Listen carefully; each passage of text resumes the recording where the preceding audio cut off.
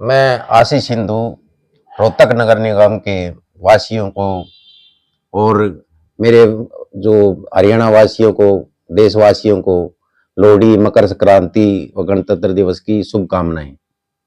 मैं कामना करता हूं कि आप सब स्वस्थ रहें और अपना अच्छा जीवन व्यतीत करें। जैसा कि मैं रोहतक नगर निगम में मेयर के पद के लिए अपनी तैयारियां कर रहा हूं, आप इसमें सभी का मेरे को सहयोग चाहिए।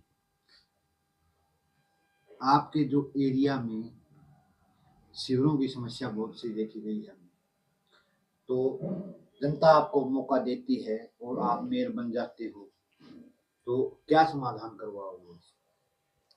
देखो, हम जो कांग्रेस के सिपाही हैं, हुड्डा साहब ने जिस तरह रोहतक को चमकाया था, हम दोबारा से जो रोहतक का आज के टाइम पे देखो भी पानी की जगह जगह ब्लॉकिंग हो रही है, या जो भी यानी मान लो आपको पानी की समस्या है, सीवर की समस्या है, उसका बीजेपी सरकार कोई समाधान नहीं करवा पाई। हम हुड्डा साहब की देखरेख में हम अच्छे से अच्छा काम करके दिखाएंगे। जैसे जो भी हुड्डा साहब हमें आदेश देंगे, जिस तरह भी हुड्डा साहब ने, हमने पिछले भी देखा होगा सरकारों में भी, रोहतक को एक बहुत बढ़िया शहर जो यानी बनाया है, उसको हम सुचारू रूप से आगे लेके जाएंगे। स्वच्छता और सौंदर्यीकरण को लेकर आपके क्या प्रयास रहने वाले हैं मेयर बनने के बाद? देखिए, अगर हमें मौका मिलता है तो हम लोगों को विश्वास दिलाते हैं, हुड्डा साहब की तरफ से भी विश्वास दिलाते हैं, कांग्रेस की तरफ से विश्वास दिलाते हैं कि जितने भी हमारी स्ट्रीट लाइट हैं, या पानी की व्यवस्था है, सीवरेज की समस्या है, चिकित्सा का है, कानून व्यवस्था में आप देखते होंगे भी चोरियां, आजकल गोलीबाजी भी यानी आम सरेआम हो गई है, तो इन समस्याओं का हम समाधान कराने की कोशिश करेंगे। बात की जाए जी युवाओं की, युवाओं के लिए आप क्या करने वाले हैं सर? युवाओं के लिए अगर शिक्षा के क्षेत्र में पूछे जाए तो हम हर वार्ड वाइज भी लाइब्रेरी खोलने की कोशिश करेंगे। हर एक उसमें वार्ड में लाइब्रेरी का प्रबंध करेंगे। खेलों में जितने भी हमारे पार्क हैं उनमें व्यवस्था की जाएगी, जिम का प्रावधान करा जाएगा ताकि हमारा युवा वर्ग यानी अच्छा अपना स्वास्थ्य ठीक रख सके। और आगे कोचिंग की सुविधाएं हैं जो फ्री में हम देने की कोशिश करेंगे भी, हर एक यानी वार्ड वाइज या हर एक जिस तरह भी जहाँ पे यानी हम अच्छा कर सके, हम यानी उसका पूर्ण रूप से कोशिश करेंगे। सर, आपने बात की स्वास्थ्य की। स्वास्थ्य यदि आप रोहतक की जनता मौका देती है, मेयर बन जाते हो, तो चिकित्सा को लेकर आपके क्या प्रयास रहने? मेरा जो ये प्रयास है कि हम जो भी कैंप लगाएंगे हर वार्ड में, जहां पे भी हमारा गरीब समाज है या जहां पे भी जरूरत होगी, तब भी हम वहां पे यानी हम सीवर लगाने की कोशिश करेंगे। अगर उस तरह में देखा जाए तो हम जो छोटे छोटे हॉस्पिटल हैं, जो भी यानी छोटा इलाज अगर जिसका मान लो वो है, वो हर एक मोहल्ले में हर एक उसमें करने की कोशिश करेंगे। सिद्धू साहब, गरीबों की बात की आपने, गरीबों के लिए मेयर बनने के बाद क्या करना चाहोगे? देखो, गरीबों की मेन समस्या जो हमारी नजर में है रोजगार है। रोजगार के उसमें इस बीजेपी सरकार में इतना पिछड़ गया है कि हर एक नौकरी ठेकेदारी में आ गई है। हम चाहेंगे ये ठेकेदारी प्रथा बंद करके सबको सरकारी नौकरी दी जाए। अगर सरकारी नौकरी मिलती है तो उसका परिवार, उसका सारा यानी समाज यानी वो आगे तरक्की कर पाएगा। सर, दिन प्रतिदिन रोहतक में बहुत ज्यादा चोरियां हो रही है, तो आपका क्या प्रयास रहेगा सर इस बारे में? देखिए, अगर चोरियां बीजेपी सरकार का सबको पता है, ये इस मामले में कोई भी यानी कोशिश नहीं करी। नहीं तो यानी अगर पूरे रोहतक में सीसीटीवी कैमरा वगैरह की अगर हम लगवाएं तो उसमें इतना खर्चा भी नहीं आता। हर एक चौक चौराहे पे, गलियों में जहां पे भी समस्या है, सीसीटीवी के माध्यम से उसका सेंट्रलाइज एक ऑफिस होना चाहिए जहां से यानी पूरा यानी देख रेख कर सके, कोई गलत काम तो नहीं हो रहे हैं। सर, एक बात करते हैं, रोहतक के अंदर पानी की बड़ी समस्या है। पीने के पानी की बात करें या बात करें गंदे पानी की, सुचारू रूप से निकासी नहीं होगा, तो आपके क्या प्रयास रहेंगे यदि रोहतक की जनता आपको मौका देती? देखिए, आपको हुड्डा साहब का राज याद होगा भाई, उस टाइम हमारी मोटर हट गई थी पानी पर, जब पानी तो जो करीब फिर मोटर चढ़ाने लग गया हम टंकियां पानी।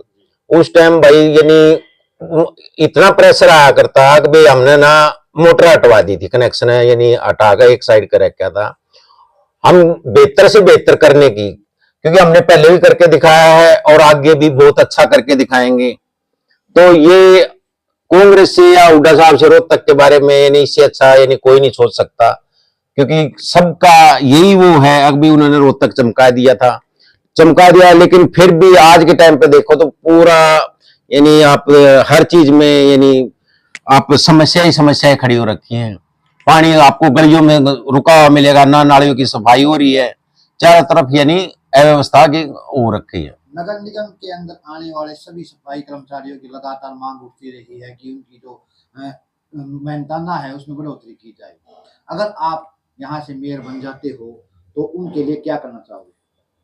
देखिए, क्योंकि जो हमारा सफाई कर्मचारी है वो एक बहुत ही गरीब समाज से आता है, और वो तो यानी ये देख के चलो भी वो इस देश का सबसे यानी रोहतक का भी लगाओ या देश का लगाओ, वो सबसे यानी हमारे लिए जरूरी वही आदमी ऐसा है जो हमें सब कुछ साफ सफाई करके देता है या शहर को अच्छा रखने की कोशिश करता है, सब में सहयोग करता है। तो उसकी तो अगर तनख्वाह की बात करें तो मेरे हिसाब से उसकी यानी बहुत अच्छी सैलरी होनी चाहिए, क्योंकि वो देश को स्वच्छ बनाने की यानी उस पे नजर में यानी दिशा में काम कर रहे हैं। रोहतक में देखा गया है गरीब लाचार आदमी है, सर्दियों में खास करके रहने के लिए इनके पास घर नहीं है, तो उनके लिए आपकी क्या व्यवस्था रहेगी सर?